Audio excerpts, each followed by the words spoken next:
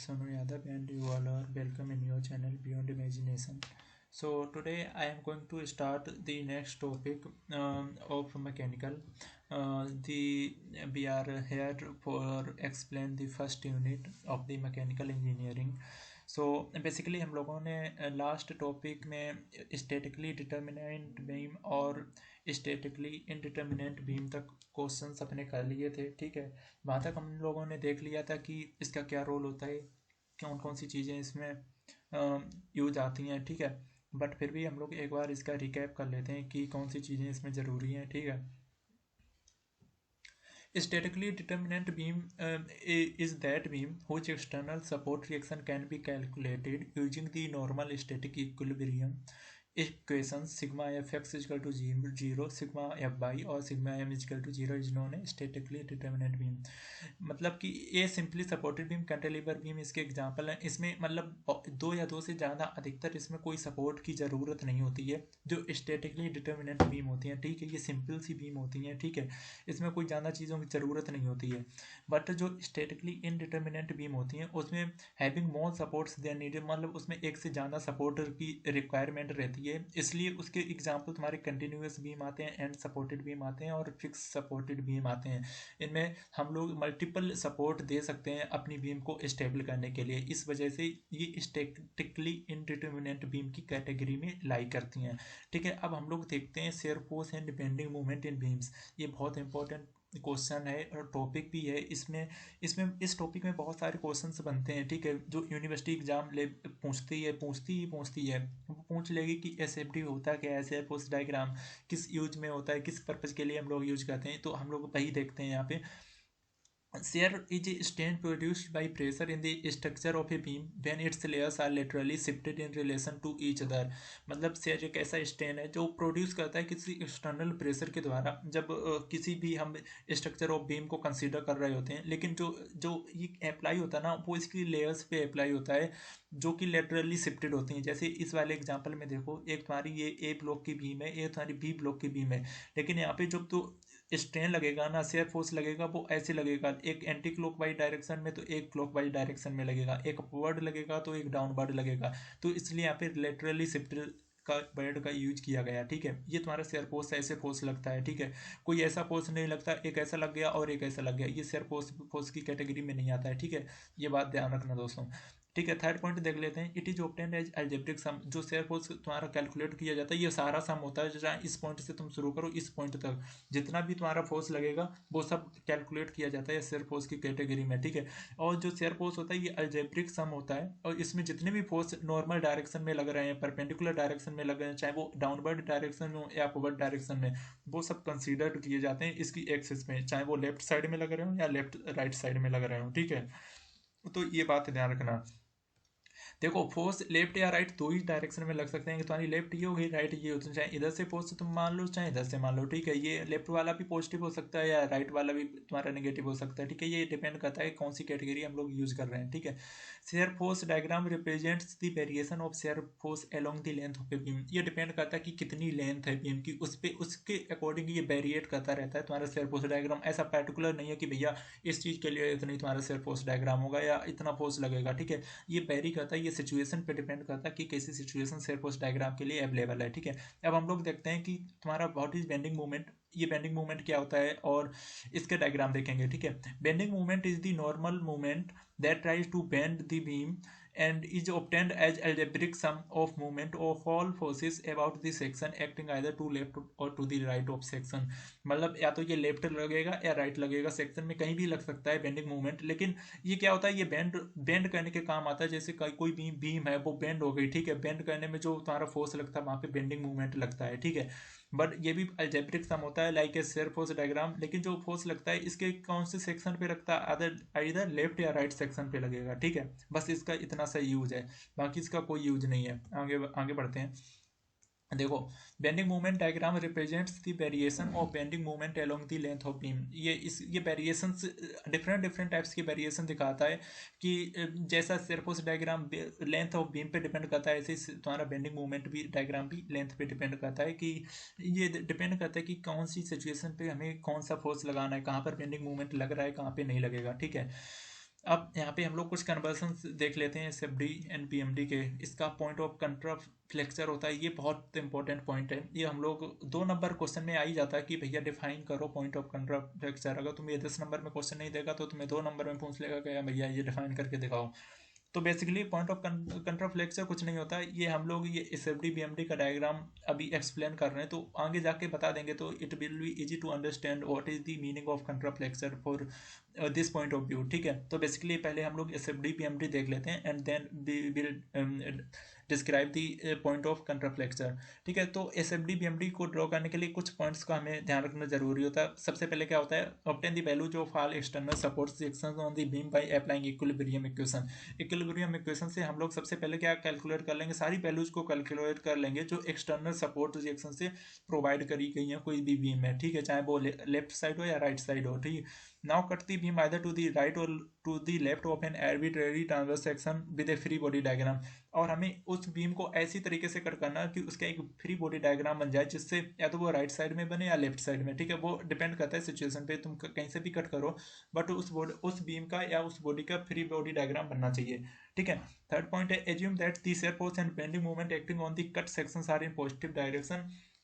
और तुम्हें ये मान के चलना, और तुम्हें ये मतलब तुम्हारे अंदर ये पहले से होना चाहिए कि जो शेयर फोर्स है जो लग रहा बेंडिंग मोमेंट पे, वो एक्ट होना चाहिए, जो तुमने कट किया सेक्शन वो पॉजिटिव डायरेक्शन में होना चाहिए। ठीक है, bending moment acting on the cut section are in positive direction. Bending moment और शेयर फोर्स को तुम्हारा पॉजिटिव डायरेक्शन में होना चाहिए जहाँ से तुमने कट किया गया है किसी भी बॉडी को फ्री बॉडी डायग्राम के लिए। ठीक है, और इक्विलिब्रियम की इक्वेशन से फिर हम लोग इनको सॉल्व कर लेंगे तो हमें शेयर फोर्स और बेंडिंग मोमेंट दोनों की एक्सप्रेशन पता चल जाएगी। ठीक है, फोर्थ पॉइंट में यही है। फिफ्थ वाला पॉइंट थोड़ा सा इंपॉर्टेंट है। ठीक है, always choose the part of the beam which involve smaller numbers of forces either to the right और to the left of arbitrary section. देखो, तुम्हें अगर एसएफडी या बीएमडी का डायग्राम ड्रॉ करना है या रिप्रेजेंट करना है तो हमेशा छोटे number smaller number of forces calculate करो या उनको सबसे पहले कंसीडर करो, चाहे वो राइट साइड में हो या लेफ्ट साइड में हो। ठीक है, सेकेंड पॉइंट इसमें बहुत इंपॉर्टेंट है, always avoid using A transverse section which coincides with the location of concentrated load और कपल। ठीक है, तो इस सेकंड वाले पॉइंट में तुम्हें हमेशा अवॉइड करना है कि जो ट्रांसवर्स सेक्शन है उसको अवॉइड करना है, जो मतलब एक दूसरे पे मतलब ऐसा तुम्हें सेक्शन नहीं चूज कर लेना तो एक दूसरे पे इंट्रोडक्टरी हो, मतलब वहाँ पे ये भी लाई कर रहा वहाँ पे ये भी, दोनों का एक दूसरे पे कोई कॉमन पॉइंट नहीं मिलना चाहिए। तो सिंपल सा मीनिंग यही है, कोइंसिडेंस नहीं होना चाहिए उस पॉइंट पे। ठीक है, साइन कन्वेंशन देख लो, for left side portion downward shear force and anti clockwise movement are positive. अगर तुम लेफ्ट साइड पोर्शन की बात करोगे वहाँ पर जो तुम्हारा डाउन लेफ्ट साइड पोर्शन होगा वहाँ पे downward shear force and anti clockwise movement are positive. वहाँ पे तुम्हारा जो डाउनवर्ड शेयर फोर्स और एंटी क्लॉकवाइज जो मूवमेंट होगा वो हमेशा पॉजिटिव होगा, लेफ्ट पोर्शन के लिए ओनली ये बात कर रहा है। ठीक है, राइट पोर्शन के लिए ये सिचुएशन अलग होगी, for right side portion upward shear force and clockwise movement are positive. अगर तुम्हारा ये राइट साइड पोर्शन में तो क्लॉकवाइज मूवमेंट पॉजिटिव होगा। ठीक है, लेकिन अगर यही तुम्हारा राइट ये लेफ्ट साइड में होता है तो तुम्हारा ये क्लॉकवाइज मूवमेंट नेगेटिव हो जाता है। ठीक है, तो दोनों के लिए ये चीज़ें इंपॉर्टेंट रखना, दोनों पॉइंट के लिए। साइन कन्वेंशन अगर तुम्हें शेयर फोर्स और बेंडिंग मूवमेंट का निकालना हो तो फिर से मैं बता दे रहा हूँ, लेफ्ट साइड पोर्शन के लिए डाउनवर्ड शेयर फोर्स जो नीचे वाला है वो, और एंटी क्लॉकवाइज मूवमेंट जो तुम्हारी इस डायरेक्शन में जा रहा है एंटी क्लॉकवाइज मूवमेंट पॉजिटिव होना चाहिए।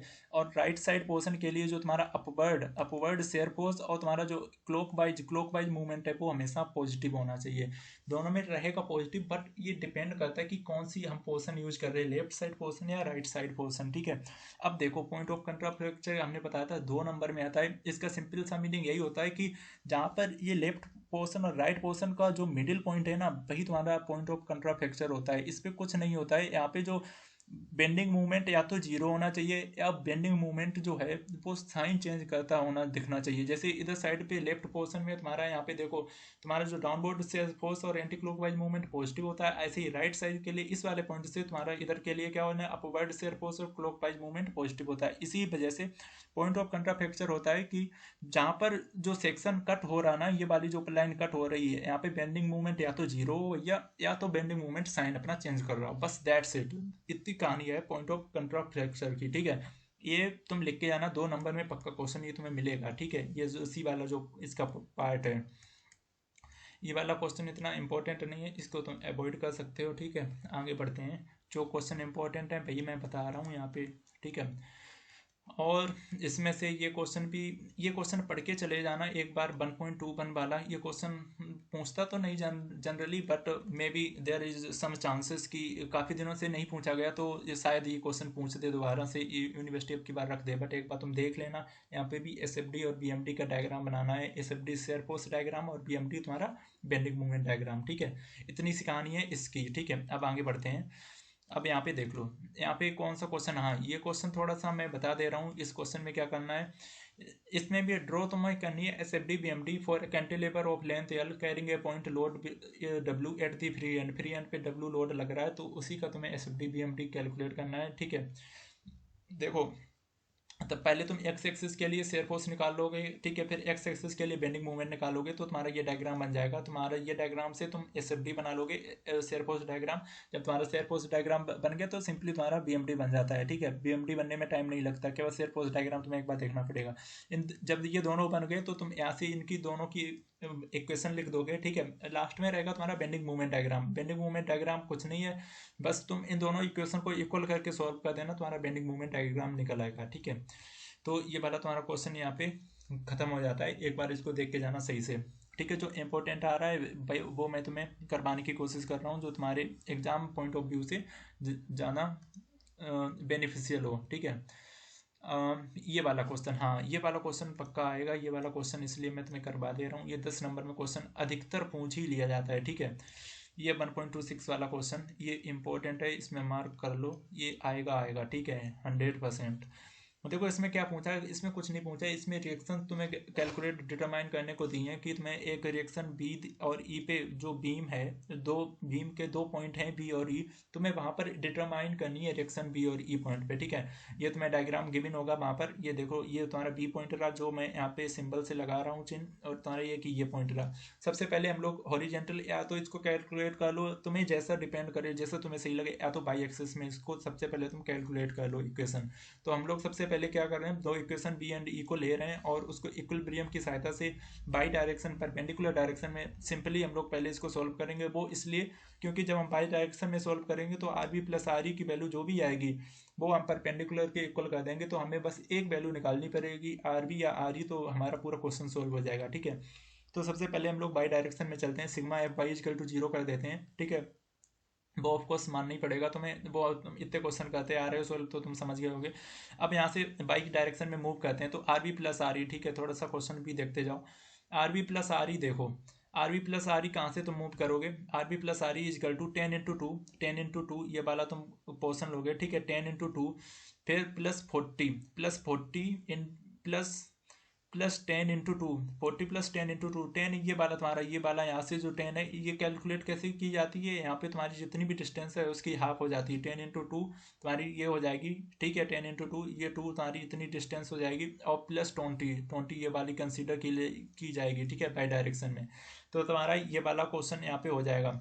ठीक है, ये तुम्हें एक बार हम फिर बता दे रहे R B plus R E, अगर तुम्हें समझ ना आया हो। ठीक है, पूरा देख लो यहाँ से, R B plus R E equal to क्या करना है तुम्हें, देखो जो डाउनवर्ड की है वो इक्वल करनी है तुम्हें, जो अपवर्ड से फोर्सेस लग रहे हैं, जो नीचे अपवर्ड के फोर्सेस, नीचे देखो ये अपवर्ड फोर्सेस लग रहे हैं, R B plus R E downward forces जितने भी लग रहे हैं बस उनके इक्वल कर दो, तुम्हारा R B plus R E तुम्हारी किस में एक्स परपेंडिकुलर बाई डायरेक्शन में निकल आएगी। ठीक है, R B plus R E equal to क्या हो जाएगा, सबसे पहले देखो 10 × 2, 10 ये वाला है तुम्हारा, 10 × 2 करोगे, लेंथ इसकी 2 है, हाफ हो जाएगी, तो तुम्हारा 10 × 2 + 40 क्यों आ रहा है, सी डायरेक्शन, सी पॉइंट पे देखो, सी पॉइंट पे कितना ये फोर्स लग रहा है, 40 किलो न्यूटन। ठीक है, समझ गए होगे। ओके, आगे बढ़ो, 40 प्लस, ये सब प्लस में चलेगा, ये इसके इक्वल में है, नहीं तो अगर इक्वल में ना करते तो माइनस में लेके चलते हम लोग। ठीक है, तो ये साइन का ध्यान रखना।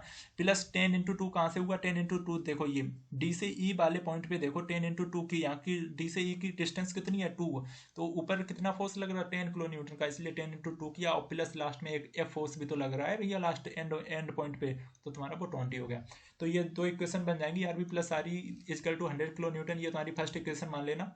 अब तुम बी पॉइंट को लेके इसका मूवमेंट फाइंड कर देना, बी का जैसे मूवमेंट तुम फाइंड करोगे तो तुम्हें आर ई की वैल्यू पर पता चल जाएगी, और जो आर ई की वैल्यू तुम्हें पता चल जाए वैसे ही वो आर ई की वैल्यू को फर्स्ट इक्वेशन में पुट कर देना जो तुमने इक्वेशन बनाई थी। ठीक है, तो वहां से तुम्हें आर बी की वैल्यू पता चल जाएगी।